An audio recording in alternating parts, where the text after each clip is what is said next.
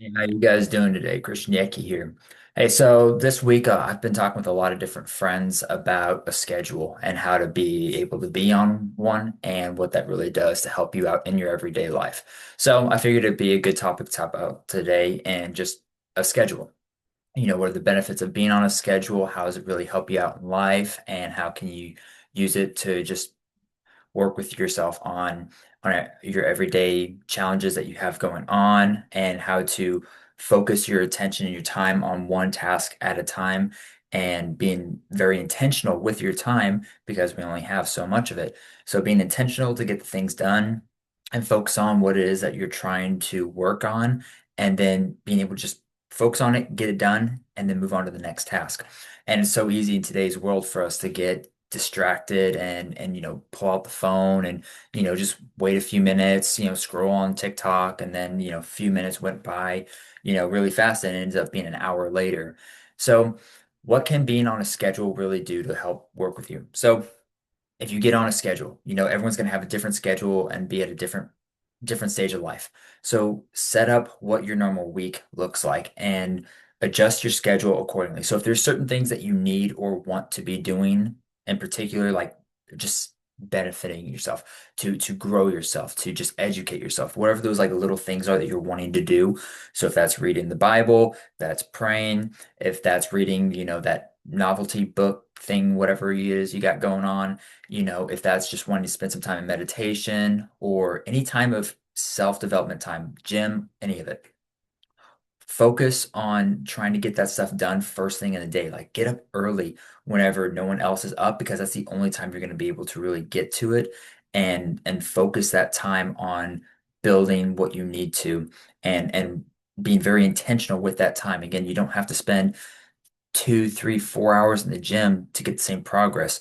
You can spend 30 to 45 minutes and do a hit workout and be in and out and get a good workout in. You can be in there for an hour or an hour and a half and lift weights. You can spend more time in there and you can do different things, but you don't have to be in there for a super long time. You don't have to spend, 5 hours, reading the book or read, two chapters of the Bible every day. It's just spending that good amount of quality time that you can. If you read a verse or one chapter and you just spend that time and meditate on it and just and pray on it and see how it speaks to you, then that's phenomenal. You don't have to be through the whole thing. You're not always going to have that time.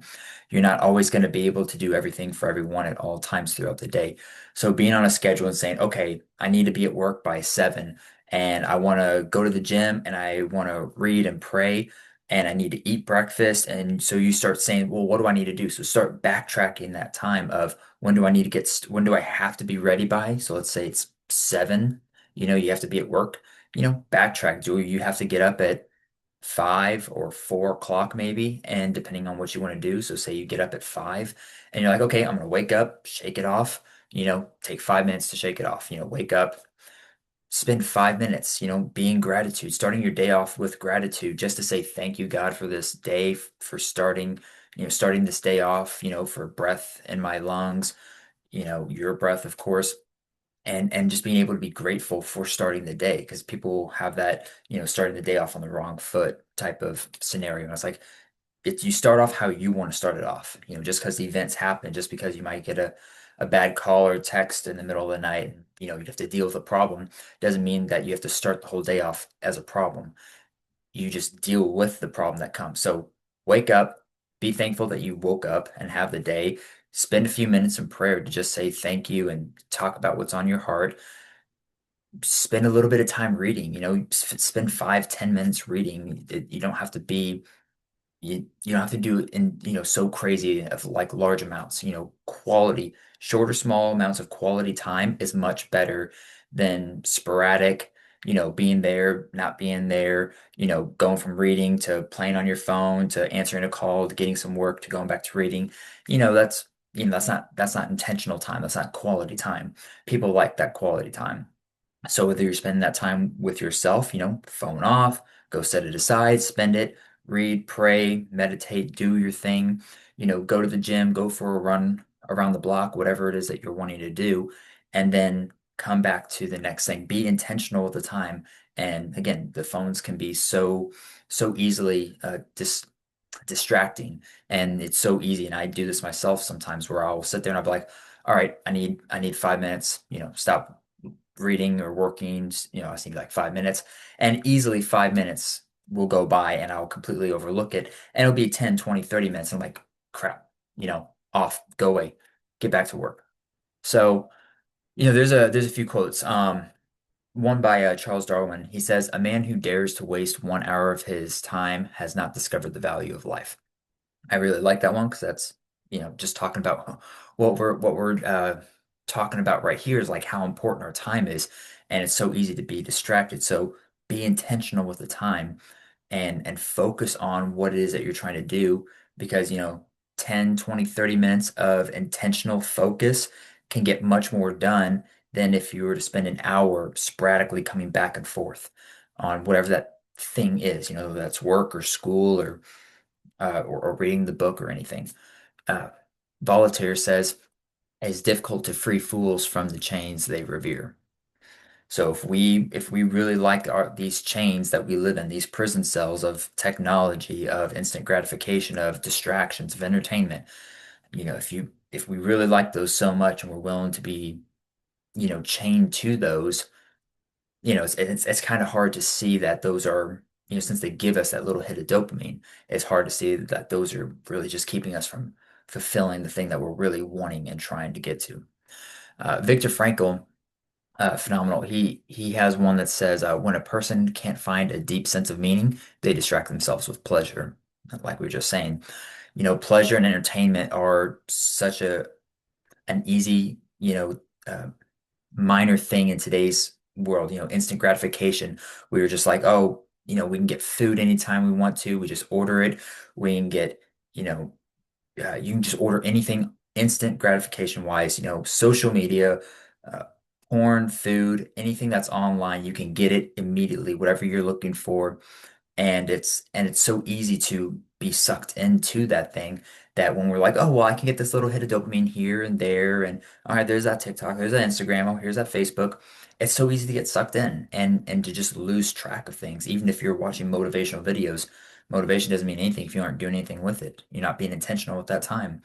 So being very careful and cognizant of those pleasures and entertainments that we have, and making sure that we don't allow those to become our masters, that we're living for going to that little form of entertainment and pleasure. It's not that's bad to have those things, but there's a healthy level of making sure that you're in control of yourself over that versus that thing having control over you. And Viktor Frankl is another one that says, when we are no longer able to change a situation, we are challenged to change ourselves. So if if you are wanting to build that area of your life where you're trying to get better, if you're there and you're saying, I want to learn this piece of information, I want to understand this thing, I want to read that book, I want to start getting back in the gym, I really want to start spending quality time with God. Whenever we start doing and saying and wanting these things, you have to be intentional with it. You have to actually want to, and you have to change yourself. And to change yourself to do something that's better, you have to sacrifice. Okay, this whole world, everything in life is about sacrifice. So, how much of what are you willing to sacrifice to get this other thing? Okay, so uh man, there's another good quote. I'm trying to remember what his name was,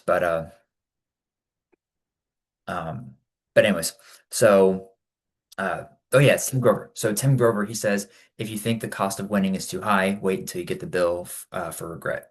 And again, that's another great one that I really love, because if we're wanting to actually do something and get to that next phase in life, if we're wanting to do something that self-improvement stage, reading, working out, Bible, relationship with God, with yourself, with others, any of it, you have to be intentional and you have to sacrifice something.